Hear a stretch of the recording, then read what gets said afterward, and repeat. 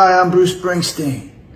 The Ocheng family story is an inspirational one that has touched my wife Patty and I and improved hundreds of thousands of people's lives.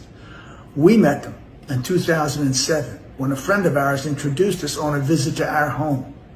They were formulating the idea of providing health care for their home village in Luwala. The nearest medical facility from Luwala at that time was a 2-hour trek away. The Luwala Community Alliance's work with women and babies in Western Kenya is an inspiration, along with Luwala's work all across the country of Kenya. We're excited about the news of the hospital endowment because it means health care for the people of Luwala and its neighboring communities for generations. We hope that you'll join us in being part of a legacy that will outlive us all. Thank you.